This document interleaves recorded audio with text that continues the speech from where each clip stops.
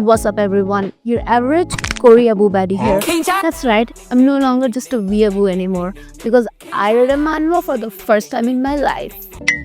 Actually, it's the second time reading a manhwa. First time just sounded cool.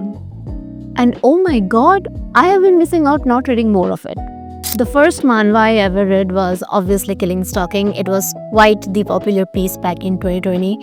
And that for a first time manhwa, it's kind of fucked up. This video is not about Killing Stalking, so I will not go much into it. But I will say I was so confused because I've only read manga before, right? And there is no casual schlong being shown in it, right?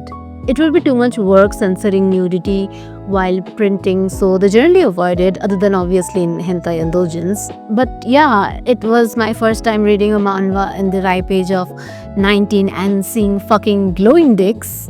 It was so funny. The censoring literally made it seem like the dicks were glowing. And I would say that's actually better than a manga because there's at least something to trigger my imagination. Also, I think I enjoy reading a manhwa more than a manga because first of all, it's colored. So my brain just goes, oh, it's a picture book. And second, the pacing is so perfect because it felt like I was somehow reading it faster.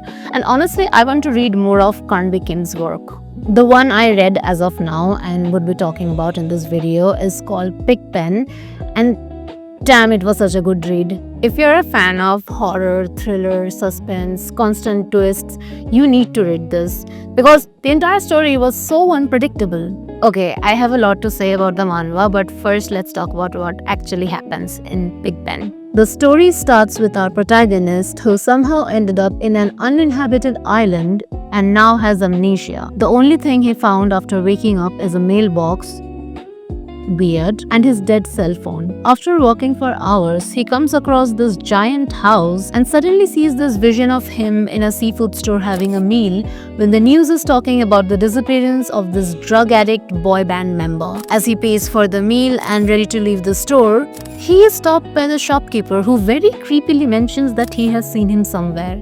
And suddenly, he wakes up back in the island on the bed of the mansion he saw earlier. And you know, something already feels so off about the family in this mansion. There are 5 members: the mother, the father, their son Minu, the oldest daughter Romi, and the youngest daughter Yumi.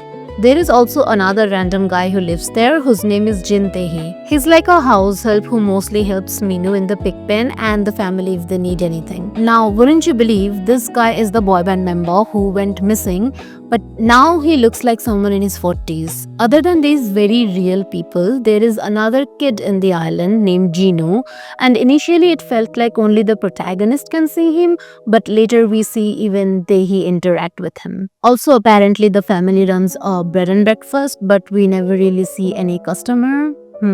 Once they do show a couple arrive at the mansion, but that's just it. They never show them ever again. Now, I don't want to spoil the manhwa for you. I would suggest please go and read because first, it's by Carnby Kim. Like, this guy literally has a Netflix series based off of one of his manhwas. And second, Pigpen is just that good. This is not a video narrating or explaining the plot of Pigpen. You will find plenty of those on YouTube. And honestly, it's kind of irritating. Like, shut the fuck up. I know how to read. I don't need some god-awful translation and disgusting fucking commentary. This is a video of me trying to convince you to go and read Pigpen. There is no one type of horror in this manga. It's like a cocktail of dread. You have the fear of isolation, losing memories, serial killers, and I promise you, you will be obsessed. I did not keep my phone down until I finished reading. Had a headache for the entirety of next day, but it was so much worth it.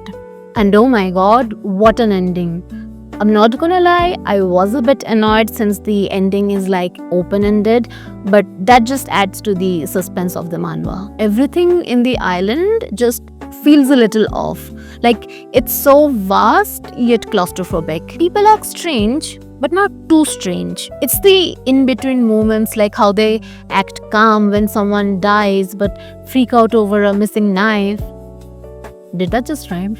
Their behavior, it literally gets under your skin. I think the art style helps a lot with this. Everything looks so washed out, like almost gloomy. The faces always have this half shadow on them, like something deep hiding underneath. Oh man, I cannot wait to read his other work. Anyway, beneath the surface of mystery and fear, Pigpen actually makes you think about these very heavy and painfully real stuff like forgiveness, guilt, redemption.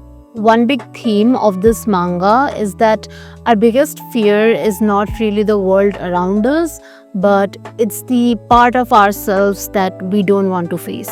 And that no matter how much you redeem yourself, it's not necessary that you will be forgiven.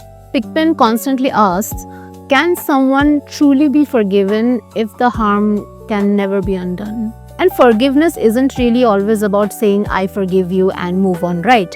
It's about understanding. It's about reaching that painful point where you finally accept what happened and stop running from it. The protagonist forgetting his past, like the more he stays in the dark about his past, the safer he feels. It's a form of repression.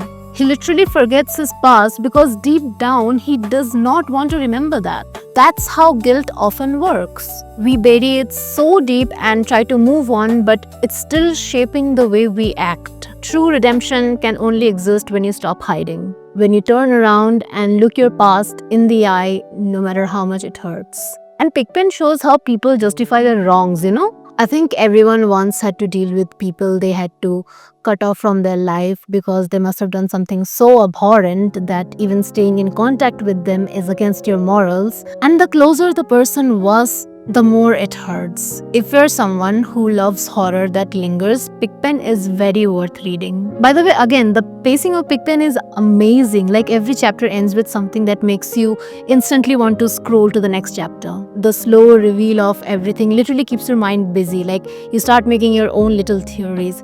And I genuinely fell for Romi's lie. Like that bitch fooled me as well. Anyway, that's all I had to say about Pigpen. I think I'll go read Bastard next. And if you guys have any good manhwa suggestions, especially some really good hidden gem, please send them my way. Other than that, bye bye, take care. We'll meet again in the next video. See ya!